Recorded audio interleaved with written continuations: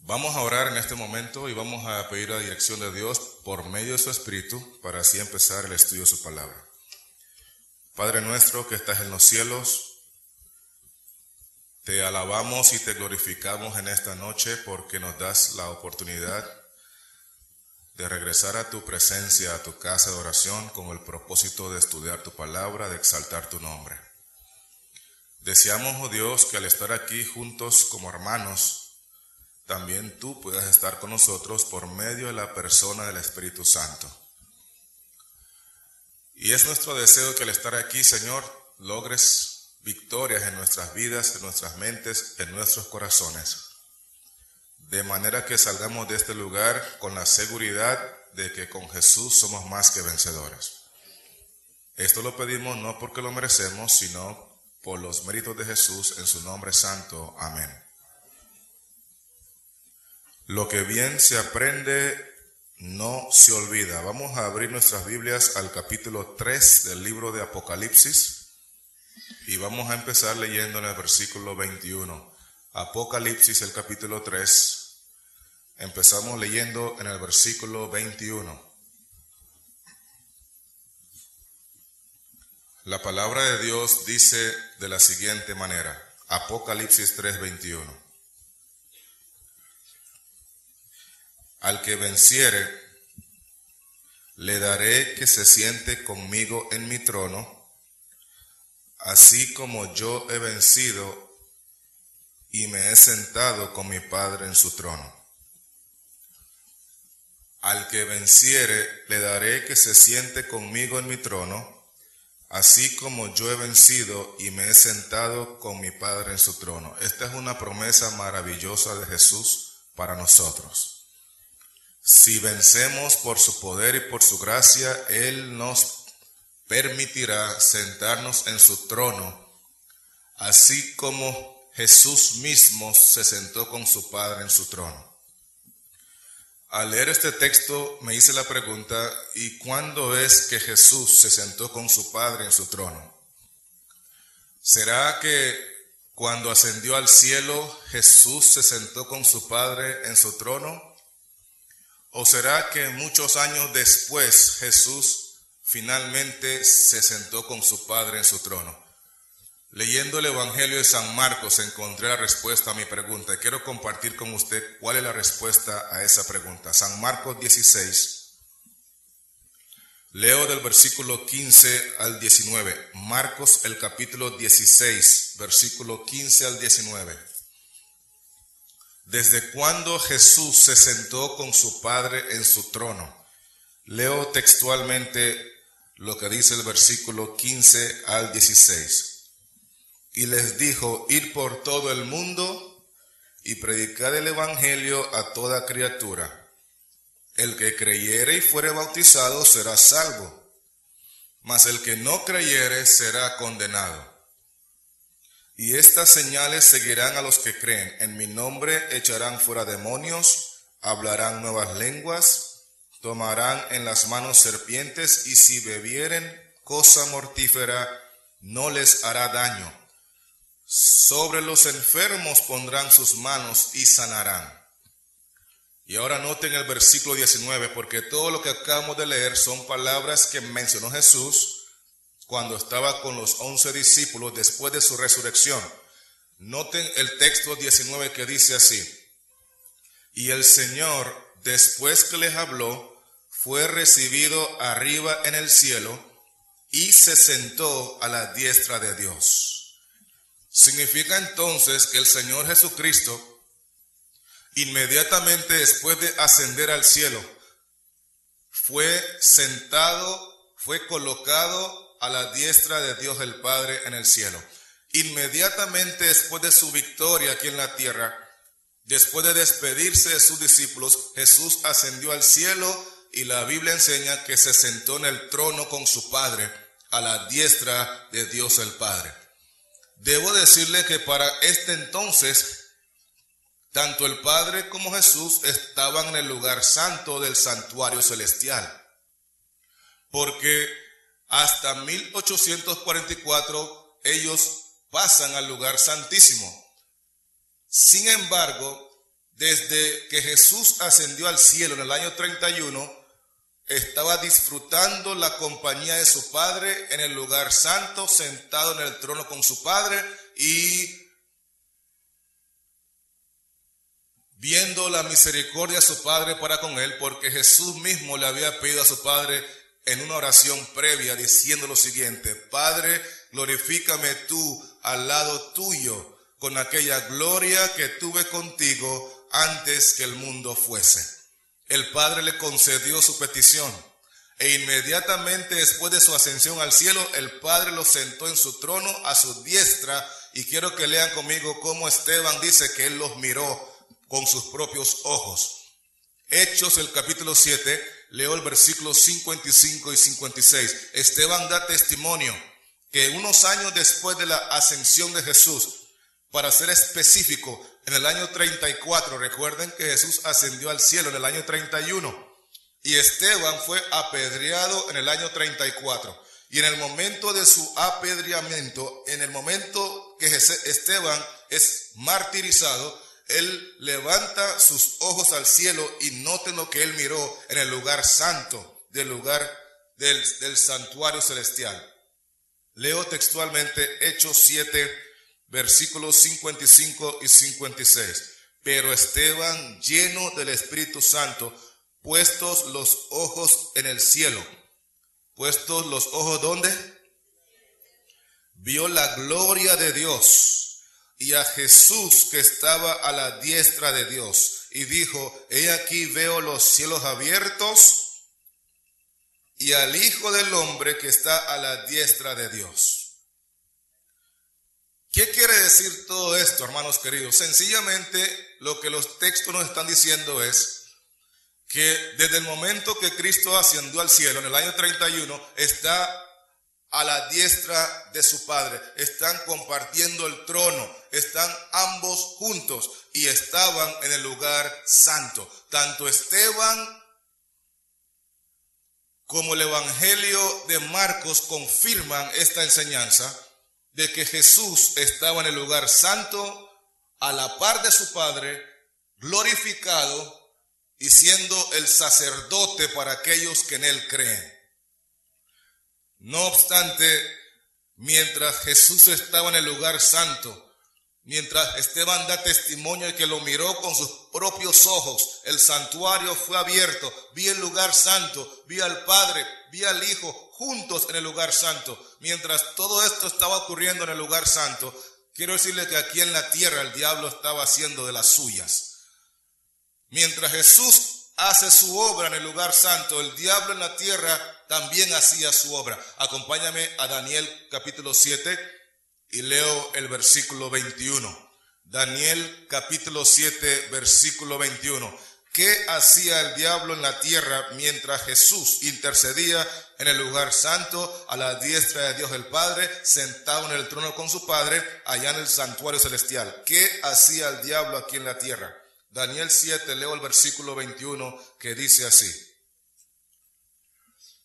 y veía yo que este cuerno hacía guerra contra los santos y los vencía.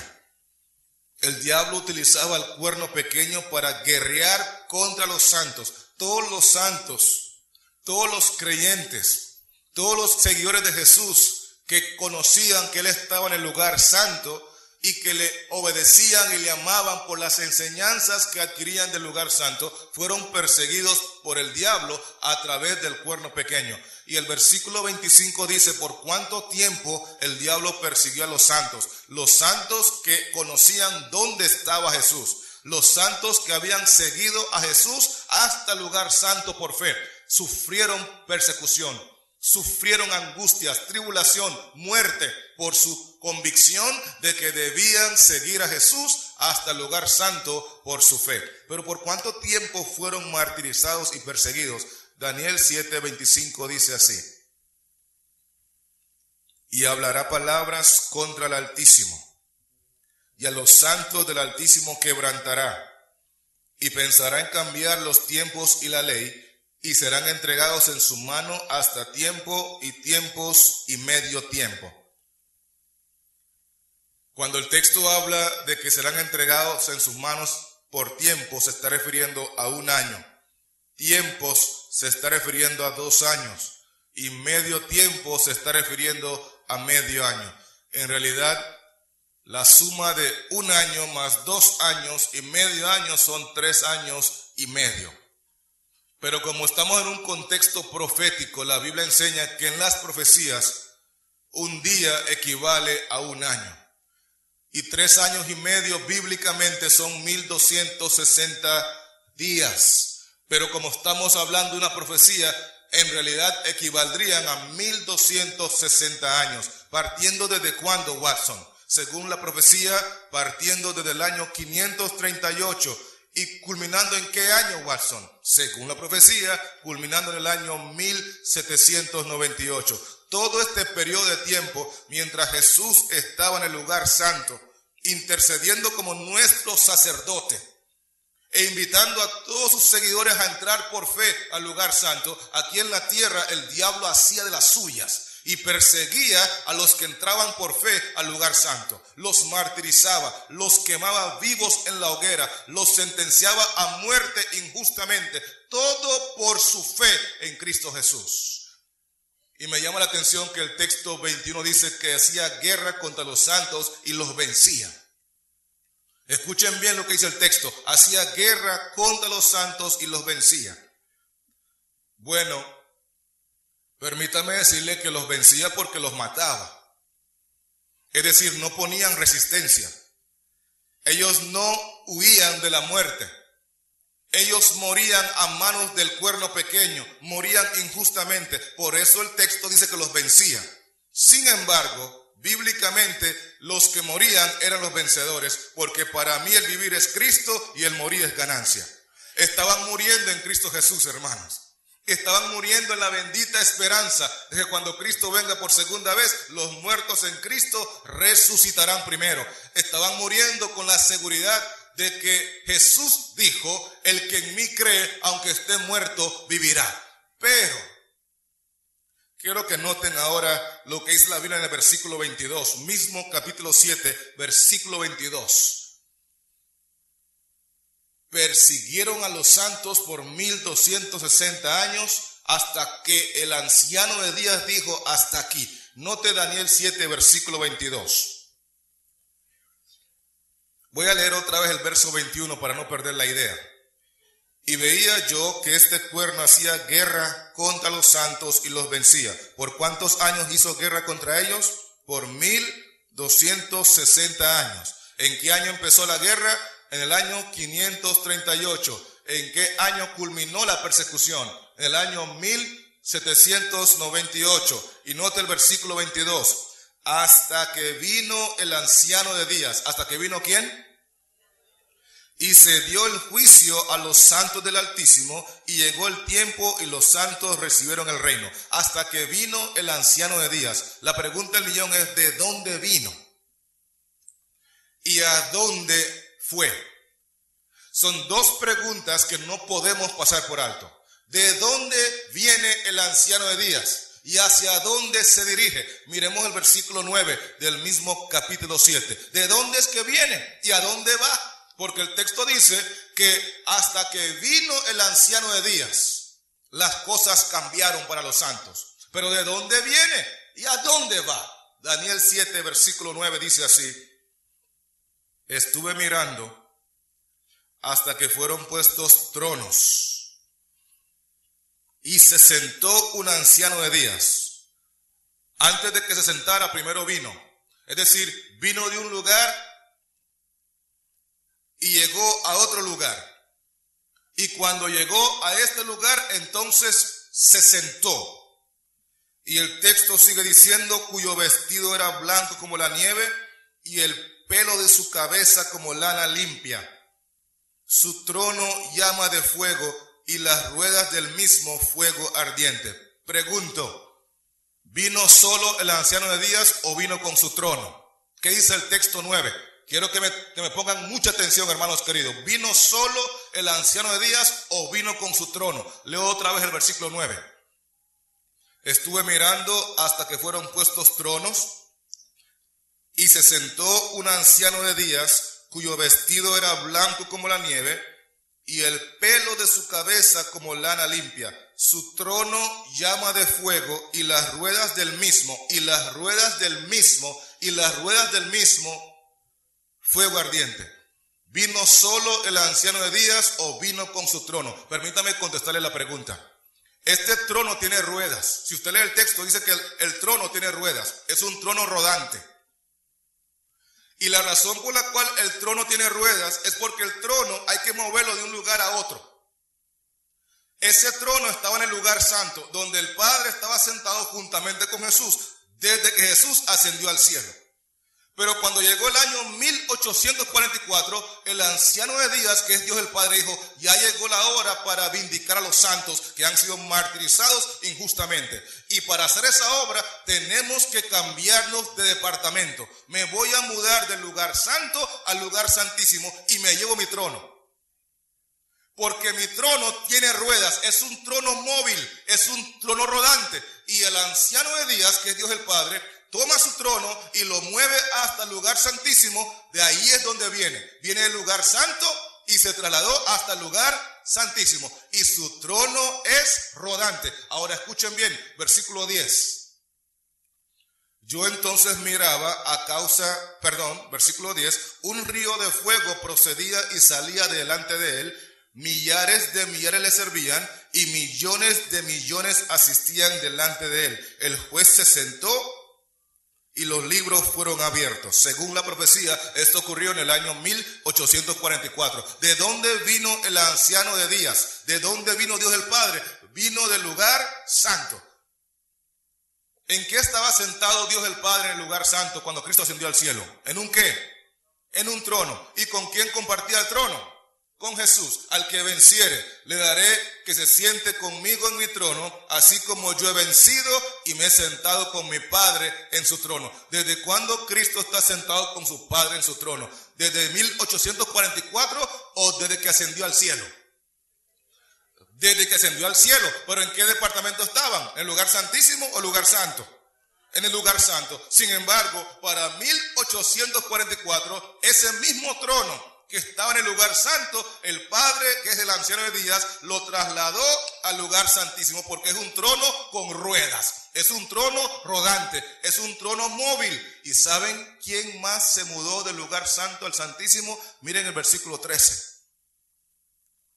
Daniel 7, versículo 13. Ya el Padre se mudó, se trajo su trono, pero ahora noten el versículo 13. Miraba yo en la visión de la noche, y he aquí con las nubes del cielo venía uno como un hijo de hombre, que vino hasta el anciano de días y le hicieron acercarse delante de él.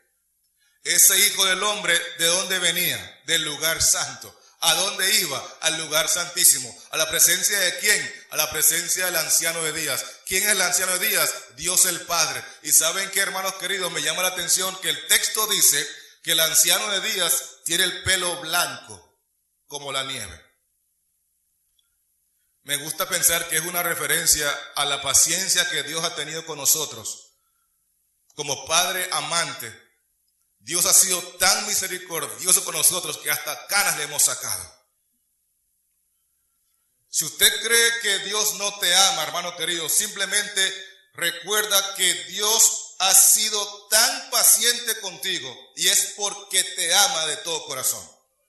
El texto dice que ya está anciano y ustedes saben que Dios no se envejece. Es una referencia para que entendamos que su paciencia es tan grande, que su tiempo de espera es tan grande, que hay que ilustrarlo como un ancianito ya con el pelo blanco. Eso no es verdad, porque Dios no se envejece, pero es para que entendamos cuánto nos está esperando. Y hay gente que sigue diciendo a Dios: ahora no, tal vez el otro año. En esta campaña no, tal vez en la otra, cuando Watson regrese. Y Dios se está envejeciendo según el texto. Recuerden, es una ilustración, es un mensaje que está dejando allí, porque Dios no se envejece, pero el texto dice que ya está ancianito. De tanto esperar, está ancianito. Y el cabello blanco. Canas por Watson. Canas por Watson. Y más canas por Watson. 1844 se muda el Padre al lugar santísimo, se muda Jesús, que es el Hijo del Hombre, al lugar santísimo. Y entonces desde el lugar santísimo, tanto el Padre como Jesús entran en otra faceta del plan de salvación, donde los libros fueron abiertos, dice el versículo 10. Y a través de esos libros Dios va a vindicar a los santos que fueron martirizados injustamente. Lean conmigo otra vez Daniel 7:22. Cada uno de esos santos que murieron en la Edad Media, cada uno de esos santos que murieron injustamente durante el oscurantismo, fueron sentenciados a la hoguera, fueron sentenciados al foso de los leones, fueron sentenciados a la muerte y los condenaban como herejes. Pero cuando Dios abre los libros celestiales, Dios revela a la corte celestial que esas sentencias fueron injustas y que esos individuos que fueron martirizados merecen la vida eterna. Por eso en Daniel 7:22 el texto dice así: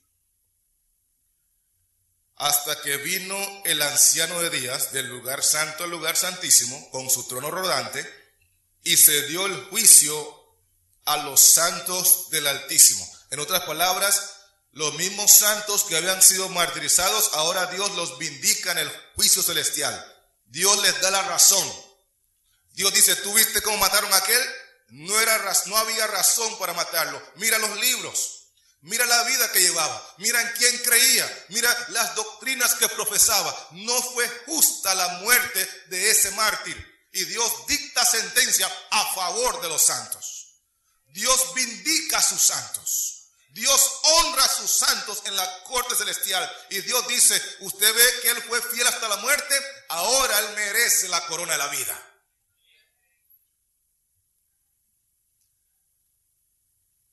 Hay muchas cosas que se hacen en la tierra que son injustas, pero bendito sea el nombre del Señor, que en el cielo Dios las rectifica. Dios vindica a sus santos. Y en el juicio celestial Dios deja en evidencia que sus santos que fueron martirizados merecen estar con Jesús por la eternidad. Porque la Biblia dice: sé fiel hasta la muerte y te daré la corona de la vida. Amigos que me escuchan, el que lleva su cruz, lo que le espera es una corona. Porque la Biblia así lo enseña. No hay corona sin cruz. No hay gloria sin humillación. Seamos fieles hasta la muerte, hermanos queridos.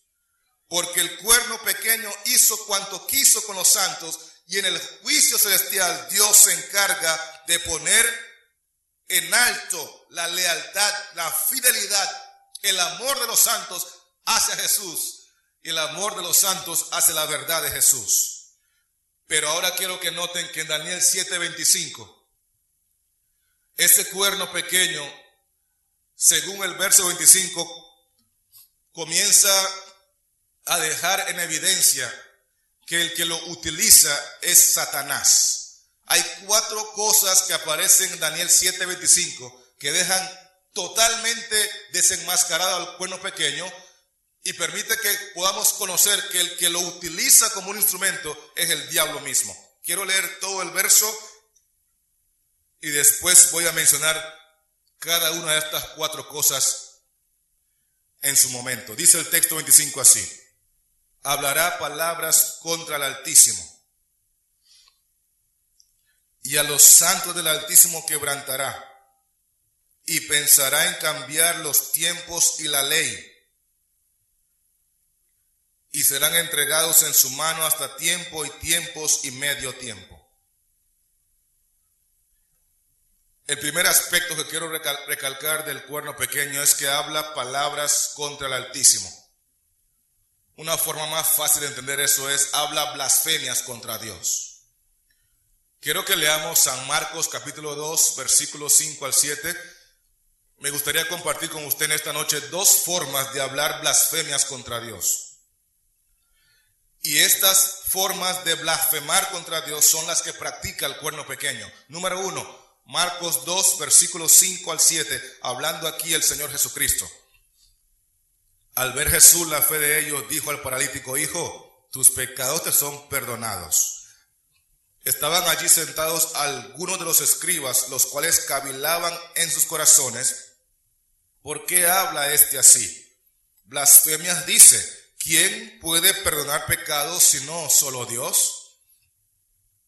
Jesús, cuando perdonaba los pecados de los seres humanos en el tiempo que Él vino a este mundo en carne y sangre, los que no le entendían y los que no le reconocían como un ser divino, le acusaban de hablar blasfemias contra Dios. Porque cuando un ser humano común y corriente dice que tiene la capacidad para perdonar pecados, ese individuo está hablando blasfemias contra Dios, porque solamente Dios puede perdonar pecados. Quiero hacer una aclaración en este contexto, porque Jesús no estaba blasfemando, porque Jesús es Dios con nosotros. Pero cualquier otro ser humano que diga que tiene el poder, la autoridad y la capacidad para perdonar pecados, está hablando blasfemias contra Dios. Y el cuerno pequeño habla blasfemias contra Dios porque asume en esta tierra la prerrogativa divina de perdonar pecados a los seres humanos. Pero hay otra forma que quiero compartir con usted, en la cual el cuerno pequeño también habla blasfemias contra Dios. Permítame leer con usted Juan capítulo 10, versículo 30 al 33. ¿Qué libro dije, hermanos? Vamos a leerlo, San Juan capítulo 10, versículo 30 al 33. El cuerno pequeño habla blasfemias contra Dios porque dice que puede perdonar pecados. Pero ¿qué más dice? Porque es un bocón el cuerno pequeño. Usted lo ve bien pequeñito, pero bocón. Juan capítulo 10, versículo 30. Nuevamente habla Jesús. Yo y el Padre uno somos. Entonces los judíos volvieron a tomar piedras para apedrearle. Jesús les respondió: muchas buenas obras os he mostrado de mi Padre. ¿Por cuál de ellas me apedreáis? Le respondieron los judíos diciendo: por buena obra no te apedreamos, sino por la blasfemia. ¿Por la blasfemia? Porque tú, siendo hombre, te haces Dios. Estaban a punto de apedrear a Jesús, hermanos queridos, porque Jesús dijo: yo y el Padre uno somos. Y la explicación que le dieron a Jesús por la cual le iban a apedrear es porque, según ellos, Jesús, siendo un hombre común y corriente, estaba haciéndose igual a Dios. Pregunto, ¿es Jesús igual a Dios el Padre? ¿Sí o no? Claro que sí.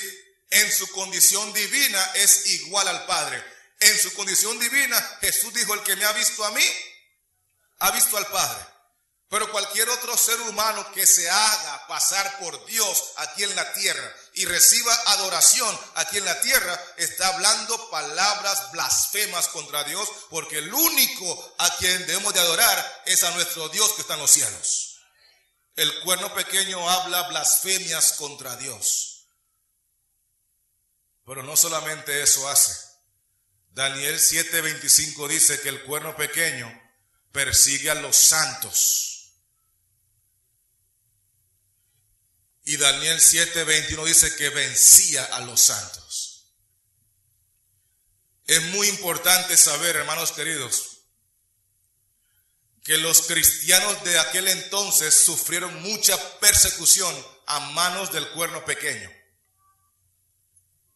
Y aunque Dios es todopoderoso, y aunque Dios todo lo puede hacer, no hay nada imposible para Él, Dios permitía la persecución.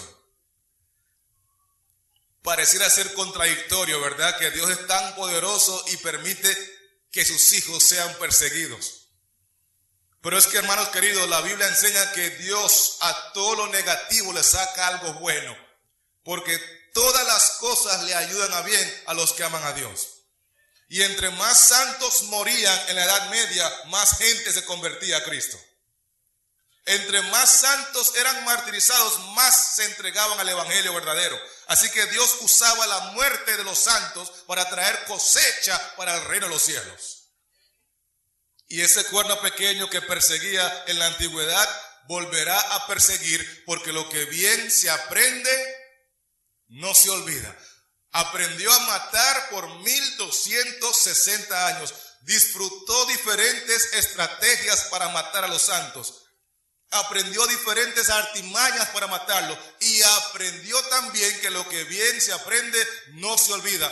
Se acerca la última gran persecución sobre este planeta.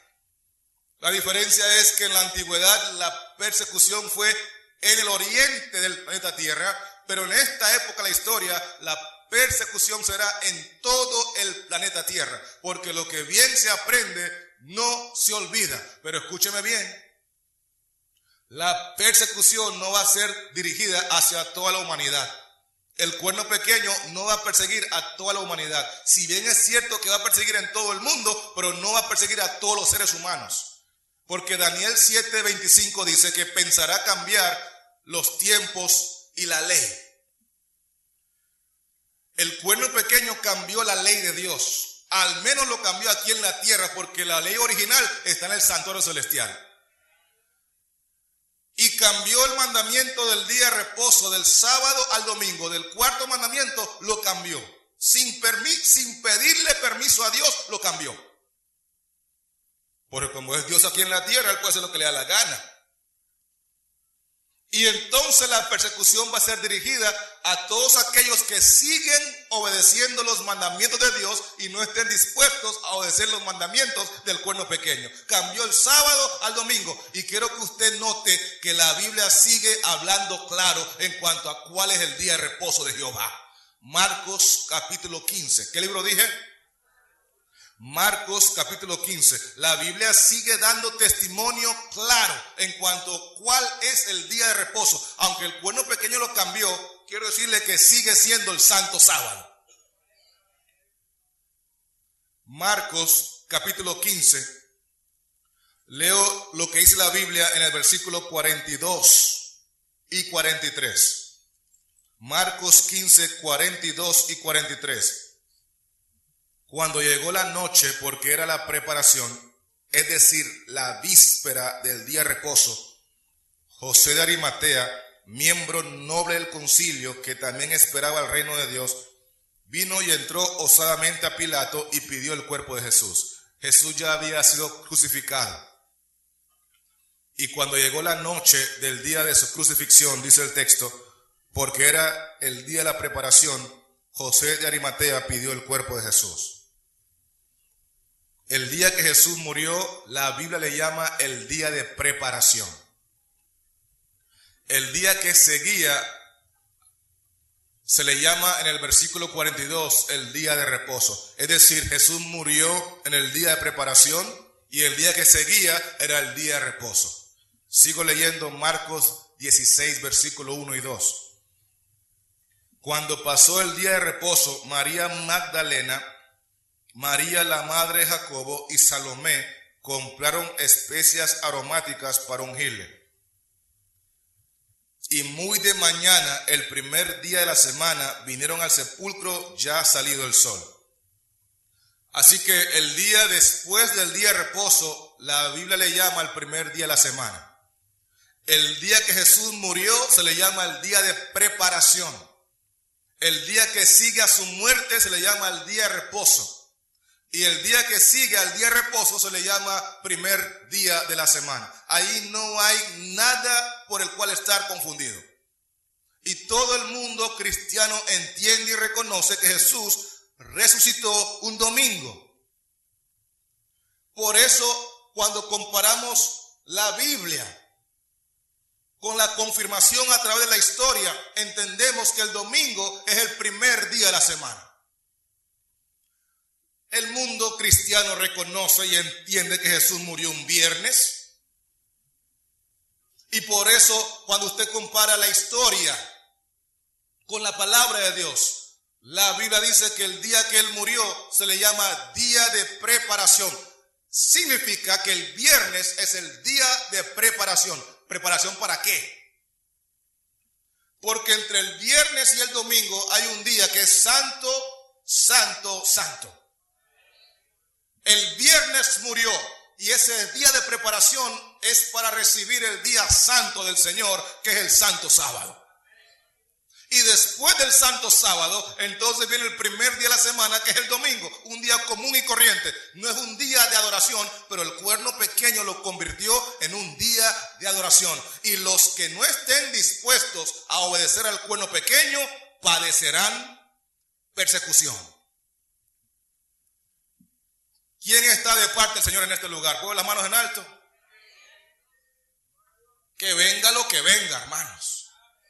Si Dios es con nosotros, ¿quién contra nosotros? Si los santos del pasado vencieron, usted y yo también podemos vencer. Y probablemente a través de la muerte de algunos de nosotros, Dios logrará traer a nuestros seres queridos que por nada del mundo se convierten.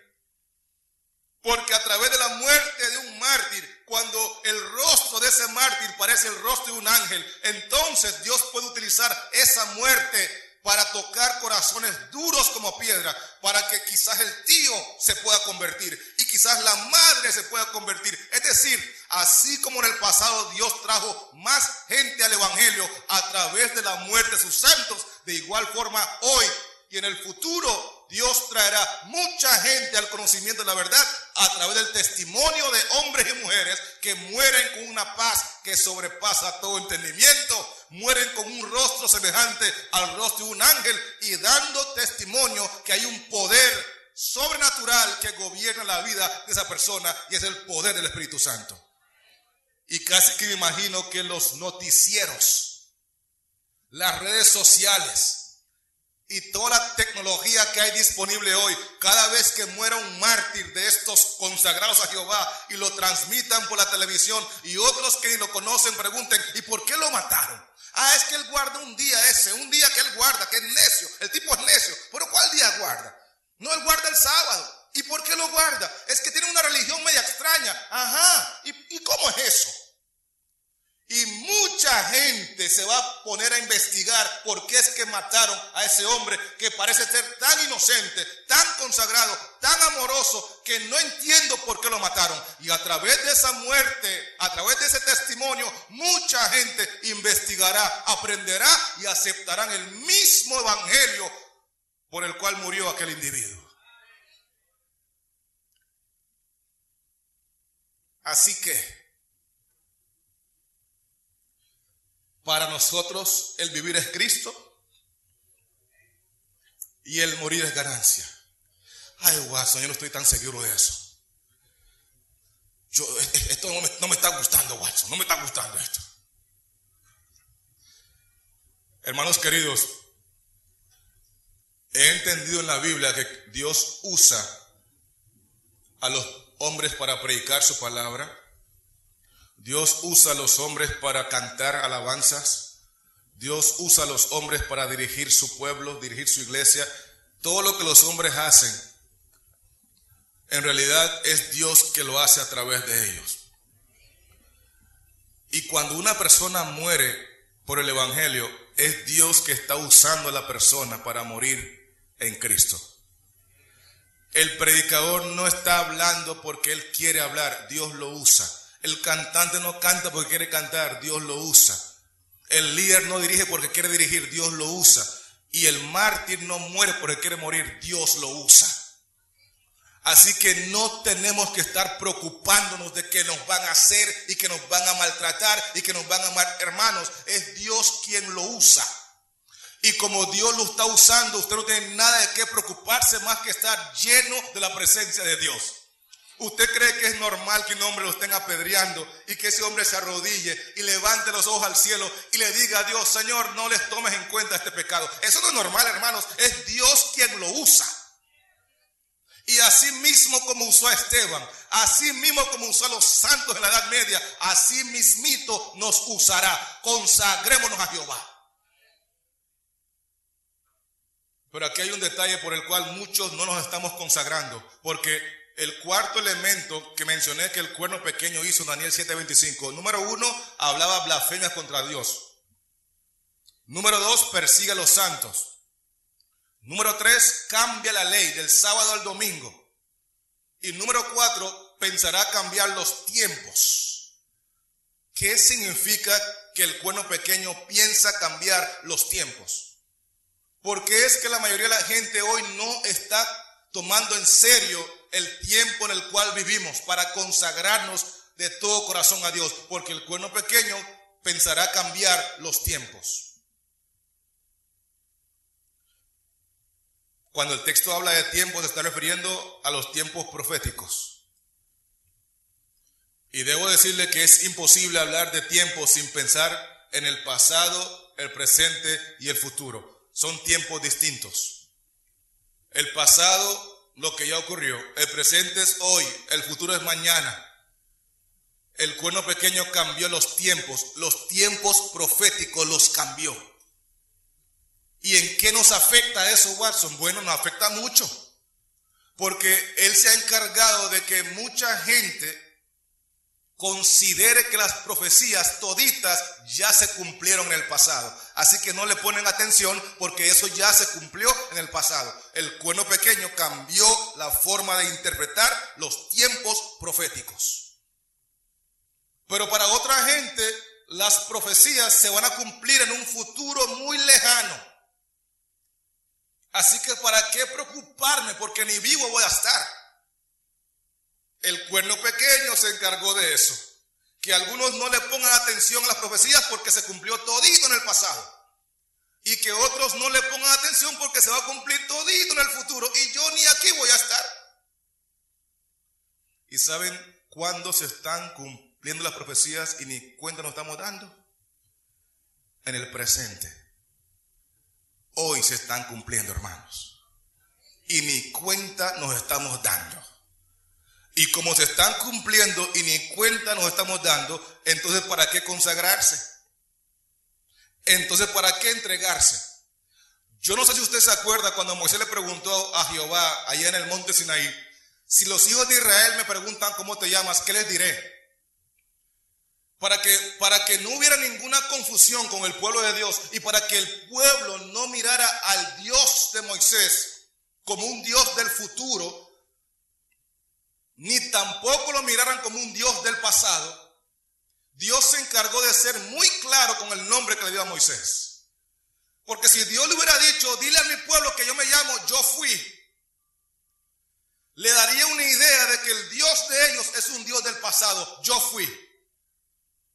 Si hubiera dicho: dile a mi pueblo que me llamo Yo Seré, le hubiese dado una idea de que el Dios de su pueblo era un Dios del futuro. Pero Dios dice: oye Moisés, escúchame bien, cuando tú hables con mi pueblo, diles que yo me llamo Yo Soy. Porque yo no estoy concentrado en el pasado de ellos, ni estoy preocupado por su futuro tampoco. Estoy concentrado en su presente. Yo soy el que soy, te ha enviado.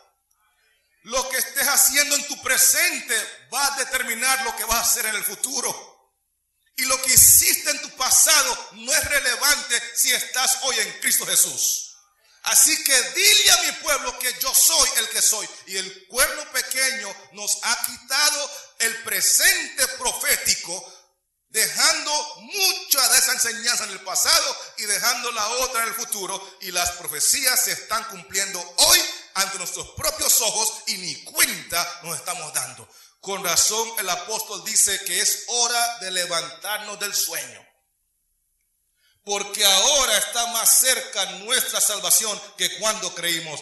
Hermanos queridos, Cristo viene pronto. Y si usted cree que yo estoy exagerando, acompáñame a leer lo que dice la Biblia en Daniel capítulo 7, versículo 26.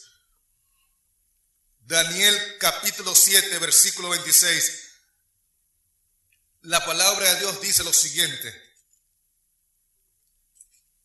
Daniel 7, 26. Pero se sentará el juez y le quitarán su dominio para que sea destruido y arruinado hasta el fin. Eso implica que el cuerno pequeño va a existir hasta el fin. Tuvo un periodo de dominio durante 1260 años que culminó en el año 1798. Recibió una herida de muerte, pero de su herida mortal sanará. Volverá a tener dominio, porque el texto 26 dice: pero se sentará el juez y le quitarán su dominio. No está hablando del dominio de la Edad Media, porque ese dominio ya lo perdió. Volverá a tener dominio.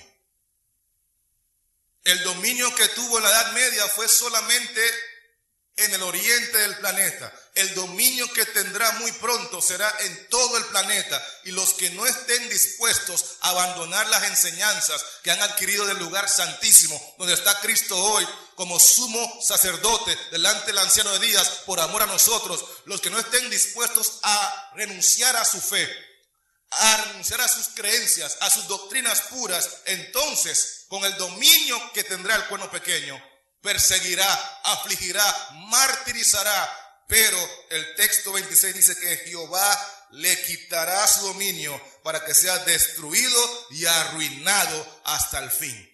Y ahora noten el verso 27. Y que el reino y el dominio y la majestad de los reinos debajo de todo el cielo sea dado al pueblo de los santos del Altísimo, cuyo reino es reino eterno, y los dominios y todos los dominios le servirán y obedecerán. Qué maravilloso es leer el texto 27 y entender que Dios bendecirá, vindicará y le otorgará a los santos el reino de los cielos. Perseguidos, pero van para el reino de los cielos. Afligidos, pero van para el reino de los cielos. Menospreciados, pero van para el reino de los cielos. Son un pueblo remanente, son un pueblo minoritario, son un pueblo distintivo y diferente, pero van para el reino de los cielos. ¿Y quiénes son esos santos, Watson? Porque yo quiero ser parte de esos santos. ¿Quiénes son esos santos, Watson? Porque yo quiero unirme con esos santos. Apocalipsis 14:12 dice: aquí está la paciencia de los santos. En el tiempo final de la historia de este mundo, a pesar de que el cuerno pequeño impondrá su ley de que todos deben de guardar el domingo, si no sufrirán las consecuencias, a pesar de todas las amenazas del cuerno pequeño, Apocalipsis 14:12 dice que Dios tendrá un pueblo de santos. Y los santos son los que guardan los mandamientos de Dios, incluyendo el sábado, y tienen la fe de Jesús. Hermanos que me escuchan, eso me da mi esperanza de que Dios tendrá un pueblo victorioso, un pueblo obediente, un pueblo diferente, un pueblo que le ama a pesar de, y que prefiere morir antes que negar su fe. Aquí está la paciencia de los santos. Pero ¿saben qué, hermanos queridos? En ese periodo de tiempo, cuando los santos estén en la tierra, obedeciendo los mandamientos, guardando el sábado, siendo fiel a Jesús a pesar de, yo quiero que usted sepa que en el cielo ya Jesús no va a estar en el santuario celestial. Jesús habrá salido del lugar santísimo. Y antes de salir, Jesús pronunciará la sentencia: el que es justo sea justo todavía, y el que es inmundo sea inmundo todavía. Ya yo terminé mi obra como sumo sacerdote. Ya yo terminé mi obra de intercesor, de abogado. Ya no hay más nada que hacer. Así que me voy a levantar del lugar santísimo. Voy a salir del lugar santísimo. Voy a quitarme las vestimentas sumos sacerdotales y voy a empezar a vestirme como Rey de Reyes y Señor de Señores. Mientras tanto, voy a dejar a mi pueblo allá en la tierra. Voy a dejarlo sin intercesor en la tierra. Voy a dejarlo sin abogado en la tierra.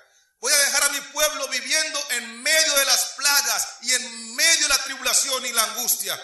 Pero nadie los podrá tocar porque tienen el sello del Dios vivo.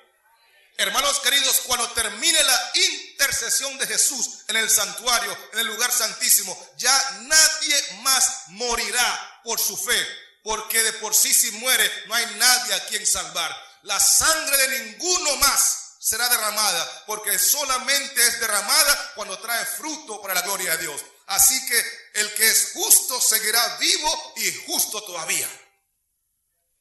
y tendrá el privilegio de ver a Cristo venir en gloria y majestad y levantar las manos al cielo y decir: he aquí este es nuestro Dios, le hemos esperado y Él nos salvará.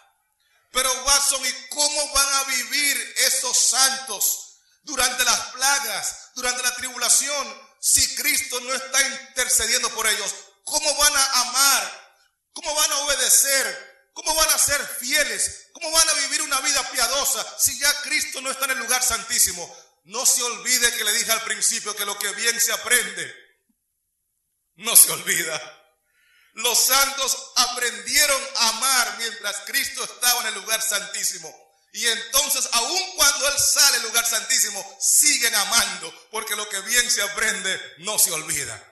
Los santos aprendieron a obedecer los mandamientos mientras Cristo estaba en el lugar santísimo. Y aun cuando Él sale de allí, seguirán obedeciéndolos, porque lo que bien se aprende no se olvida. Los santos aprendieron a ser fieles mientras Cristo estaba en el lugar santísimo. Y aun cuando salga del lugar santísimo, seguirán siendo fieles, porque lo que bien se aprende no se olvida. Todo lo que los santos tenían que aprender, lo aprendieron mientras Cristo estaba en el santuario. Y cuando Él sale del santuario, Él no tiene nada de qué preocuparse, porque Él sabe que su pueblo ya aprendió lo que tenía que aprender. Y el que es justo seguirá siendo justo todavía. Y el que es santo seguirá siendo santo todavía, porque todo lo que tenían que aprender, lo aprendieron en mi presencia en el lugar santísimo. Hermanos que me escuchan, si usted pretende estar preparado mañana, tiene que entregarse a Cristo hoy. Si usted pretende ser fiel en el futuro, tiene que aprender a ser fiel hoy. Si usted pretende estar consagrado en el porvenir, tiene que estar consagrado ahora, porque mientras Cristo está en el santuario, es el tiempo para entregarse. Es el tiempo para convertirse. Es el tiempo para prepararse, porque una vez que Él salga del santuario, ya no habrá gracia, ya no habrá misericordia, ya no habrá transformación, ya no habrá perdón, ya no habrá poder. Todo eso hay que alcanzarlo ahora, mientras Cristo está en el santuario. Y por eso mi último texto lo leo más bien el libro de Hebreos capítulo 4. Mi último texto para terminar, Hebreos 4 versículos 15 y 16. Jesús te está diciendo hoy: porque no tenemos un sumo sacerdote que no pueda compadecerse de nuestras debilidades, sino uno que fue tentado en todo según nuestra semejanza, pero sin pecado. Acerquémonos, entreguémonos, convirtámonos, busquémosle, arrepintámonos, acerquémonos pues confiadamente. Hay que hacerlo ahora que Él está en el lugar santísimo. Hay que hacerlo ahora que Él está disponible.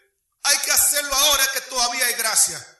Hay que hacerlo ahora que hay salvación. Acerquémonos pues confiadamente al trono de la gracia para alcanzar misericordia y hallar gracia para el oportuno socorro. Apreciados hermanos, la invitación de Cristo es: yo conozco tus debilidades, pero yo también sé que si te acercas a mí, puedes vencer tus debilidades. Yo no te estoy invitando a entregarte a mí porque eres perfecto. Yo sé que eres un debilucho, pero yo también sé que hay poder en Cristo Jesús.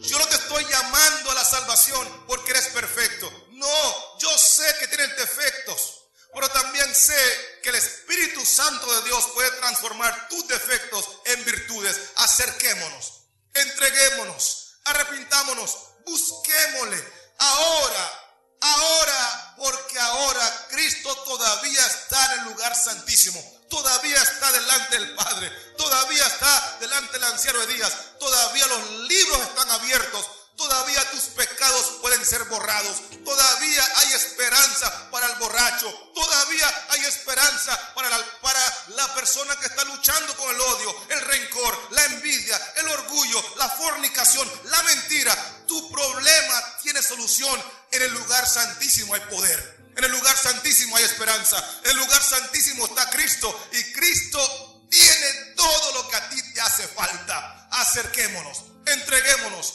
busquémosle, arrepintámonos, convirtámonos. hermanos, pero hagámoslo ya.